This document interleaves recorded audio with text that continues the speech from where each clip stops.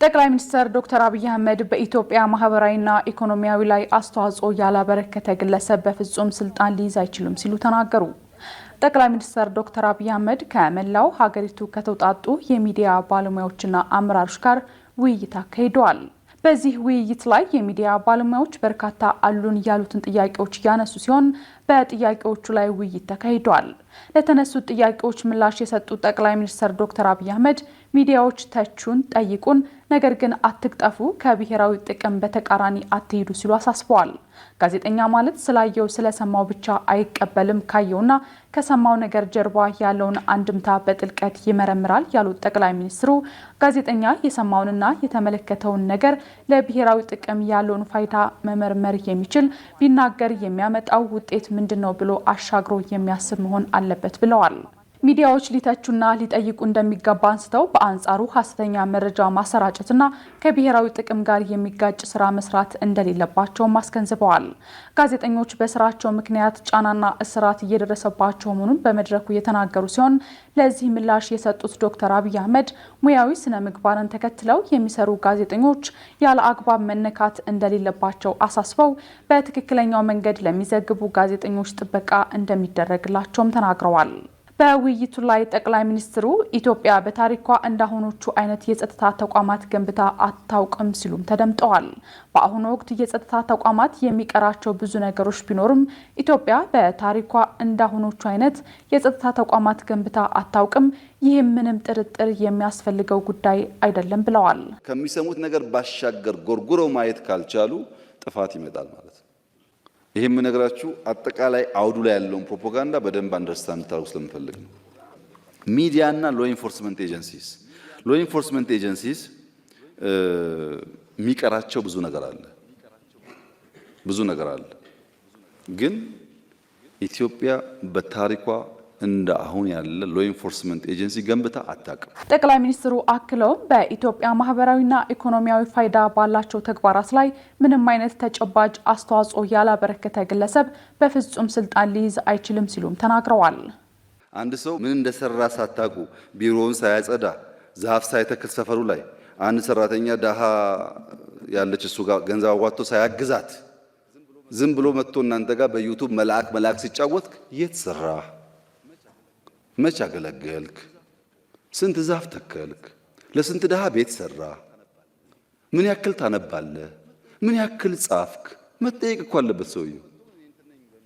ዝም ብሎ መጥቶ እኔ እንትን ነኝ በሚል እንዴት ይሆናል? አይሆንም። ግን ወደፊት ማወቅ ያለባችሁ ነገር በፍጹም በኢትዮጵያ ፖለቲካል ኤንቫይሮንመንት ኢምፖርትድ ኢንዲቪጁዋልስ መተው ስልጣን መያዝ አይችሉም። እኔ ስለፈለኩ አይደለም፣ አይመችም ሁኔታው።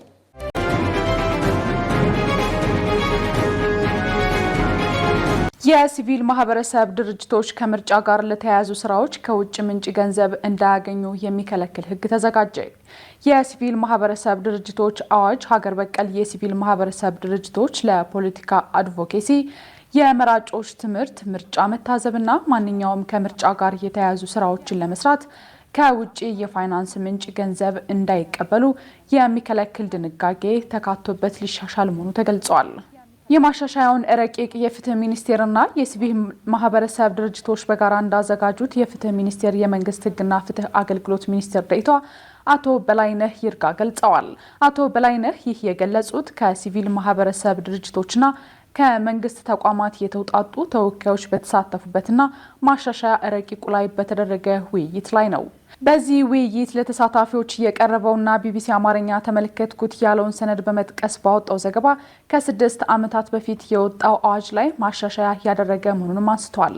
የሲቪል ማህበረሰብ ድርጅቶች እንቅስቃሴ የህዝብና የሀገርን ጥቅም ባረጋገጠ መልኩ እንዲሆን ማድረግ አዋጁን ማሻሻል ያስፈለገበት ምክንያት መሆኑ በሰነዱ ላይ ሰፍሯል። ውይይቱ የተደረገበት ረቂቅ በስራ ላይ ካለው የሲቪል ማህበረሰብ ድርጅቶች አዋጅ ውስጥ 12 አንቀጾች ላይ ሙሉ በሙሉና በከፊል ማሻሻያዎችን ማድረጉ ተጠቁሟል። ረቂቁ ሙሉ በሙሉ ሰርዞ በአዲስ የተካው ቀዳሚው ክፍል የሲቪል ማህበረሰብ ድርጅቶች ባለስልጣን ቦርድን የተመለከተው ድንጋጌ ነው። በዚህም 11 የነበሩትን የቦርዱን አባላት ቁጥር ወደ 7 ዝቅ አድርጓቸዋል። ቀሪዎቹ ጉልህ ማሻሻያዎች የተደረጉት የድርጅቶች ምዝገባ፣ የሂሳብ ሪፖርትና ሕግን ማስከበር የተመለከቱ ድንጋጌዎች ላይ ነው።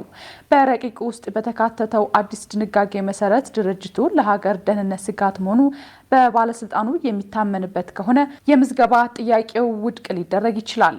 እነዚህ ድርጅቶች በቀጥታም ሆነ በተዘዋዋሪ ከፖለቲካና ማንኛውም ከምርጫ ጋር የተያያዘ ስራ ላይ መሰማራት አይችሉም የሚል ከልካይ ድንጋጌ የያዘ ሲሆን እነዚህን ተግባራት ለማከናወን ከውጭ የፋይናንስ ምንጭ ገንዘብ ወይም ሀብት መቀበል አይችልም ይላል።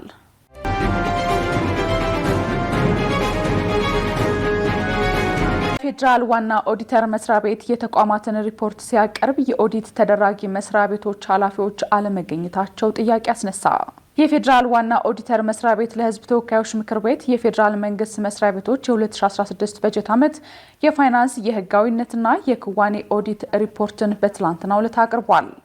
ሪፖርቱን በንባብ ያቀረቡት ዋና ኦዲተር ወይዘሮ መሰረት ዳምጤ በ137 መስሪያ ቤቶችና 20 የገቢዎችና የጉምሩክ ቅርንጫፍ ጽህፈት ቤቶች ወደ 33 ቢሊዮን ብር የሚጠጋ ያልተሰበሰበ ሂሳብ መኖሩ ተረጋግጧል ብለዋል።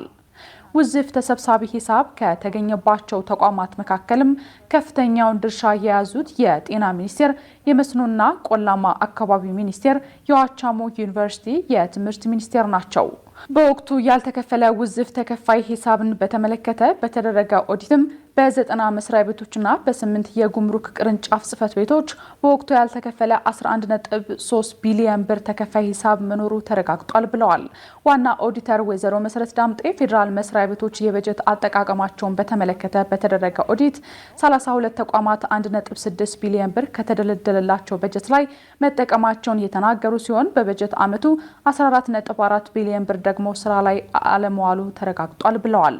የኦዲተር መስሪያ ቤት ሪፖርት ማብቃትን ተከትሎ አንድ የምክር ቤት አባል የስነ ስርዓት ጥያቄ እንዳላቸው ተናግረው ብዙ ጊዜ የኦዲት ሪፖርት በሚቀርብበት ሰዓት ኦዲት ተደራጊ መስሪያ ቤቶች መገኘት እንዳለባቸው ሀሳብ ይሰጣል። ነገር ግን ዛሬም እንደምናየው ኦዲት ተደራጊ መስሪያ ቤቶች የቀረቡበት ሁኔታ የለምና በዚህ ጉዳይ ላይ ማሳሰቢያ ቢሰጥ ሲሉ ጠይቀዋል። የምክር ቤቱ አፈ ጉባኤ በበኩላቸው ሁሉም ኦዲት ተደራጊ መስሪያ ቤቶች እንዲገኙ ጥሪ መተላለፉን ተናግረዋል።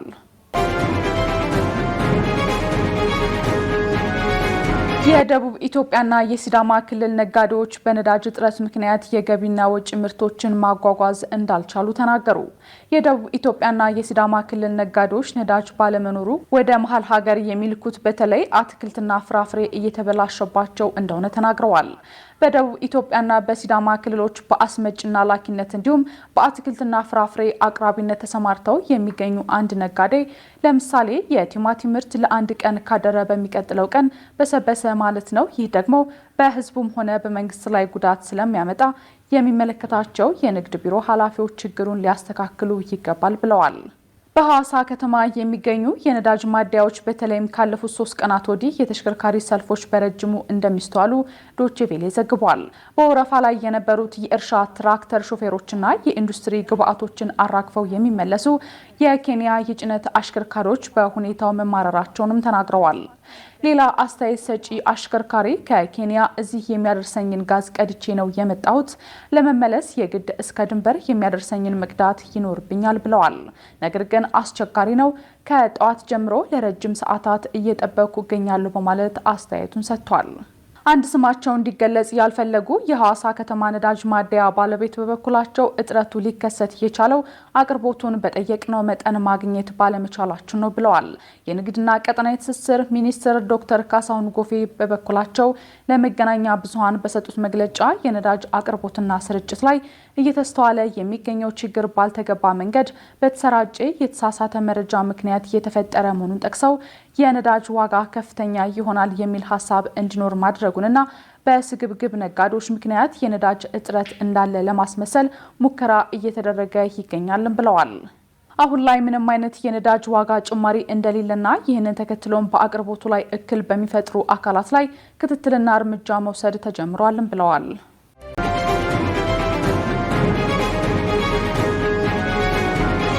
ትራምፕ የአሜሪካ ጥቃት የኢራን ኒውክሌር ይዞታዎችን አላወደመም የሚለውን የደህንነት ግምገማ ውድቅ አደረጉ። የአሜሪካው ፕሬዝዳንት ዶናልድ ትራምፕ የአሜሪካ ጥቃት የኢራን ኒውክሌር ይዞታዎችን አላወደመም የሚለውን ሾልኮ የወጣውን የሀገራቸው መከላከያ ወይም ፔንታጎን የደህንነት ግምገማ ውድቅ አድርገዋል። አሜሪካ በኢራን ላይ የፈጸመችው ጥቃት የኒውክሌር ማብላያ ይዞታዎችን እንዳላወደመ የአሜሪካ መከላከያ ማዕከል የደህንነት ግምገማ ማውጣቱን ተከትሎ ትራምፕ በሰጡት አስተያየት ተቃውሟቸውን አሰምተዋል።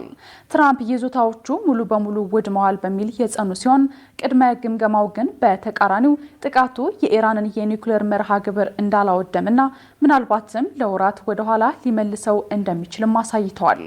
ፔንታጎን የአሜሪካ ጥቃት የኢራን ኒውክሌር ይዞታዎችን አላወደመም የሚለው ግምገማው በሚዲያው ሾልኮ መውጣቱን ተከትሎ የትራምፕ ልዩ መልእክተኛ ስቲቭ ዊትኮፍ የሀገር ክህደት ሲሉ ጠርተውታል።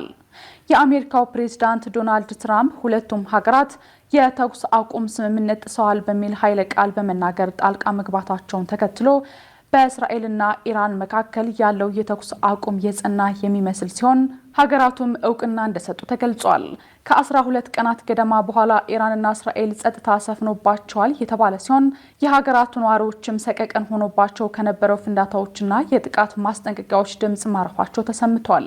ስምምነቱ ለጊዜው መጽናቱ እየተነገረ ባለበት በዚህ ወቅትም የአሜሪካው ፕሬዝዳንት ዶናልድ ትራምፕ በኢራን የስርዓት ለውጥ እንደማይፈልጉ ተናግረዋል። ሁሉም ነገር በተቻለ ፍጥነት ተረጋግቶ ማየት ፈልጋለሁ ያሉት ፕሬዝዳንቱ የአገዛዝ ለውጥ ሁከት ይፈጥራልና በእውነቱ ያን ያህል ቀውስ ማየት አንፈልግም ሲሉ ተደምጠዋል። በሌላ በኩል በእስራኤል ጥቃት ተገደሉ የተባሉ 3 የጦር መሪዎች የኢራን የድል በዓል ላይ መገኘታቸው ተነግሯል። እነሱም ብርጋዴር ጀነራል ኢስማኤል ቃኒ፣ ብርጋዴር ጀነራል አዚዝ ናስር ዛዴህ እንዲሁም የአያቶላህ አሊ ኻሜኒ ከፍተኛ አማካሪ የሆኑት አድሚራል አሊ ሻምካኒ መሆናቸው ተገልጿል።